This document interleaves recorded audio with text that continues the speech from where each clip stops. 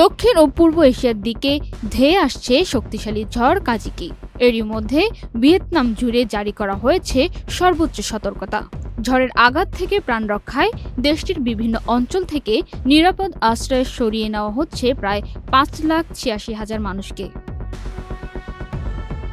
দেশটির আবহাওয়া অফিস জানিয়েছে, ঝড়টি ক্রমেই শক্তি সঞ্চয় করছে।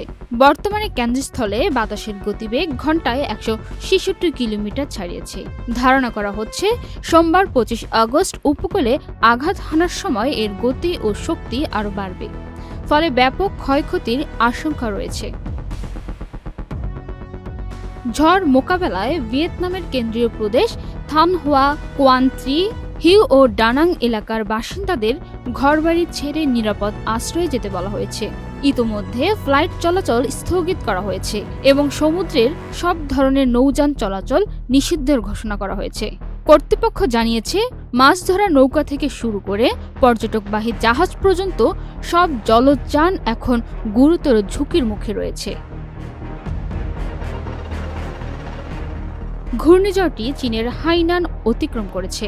আবহাওয়া অফিস জানিয়েছে, ঘূর্ণিঝড়ের ফলে 320 মিলিমিটার বৃষ্টির পূর্বাভাস দেওয়া হয়েছে।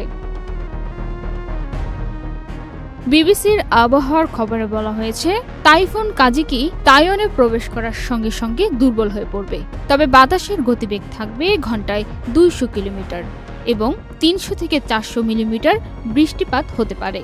ঘূর্ণিঝড়ের ফলে 2 থেকে 4 মিটার উচ্চতার জলোচ্ছ্বাস দেখা দিতে পারে।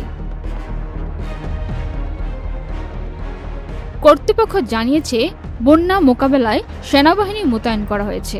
কৃষি মন্ত্রণালয় কর্মকর্তাদের বরাত দিয়ে এএফপি জানিয়েছে, পরিস্থিতি খুবই ভয়াবহ।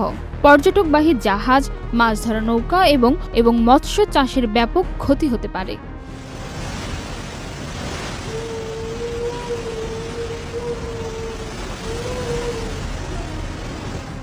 পান্না আক্তার, চ্যানেল আই।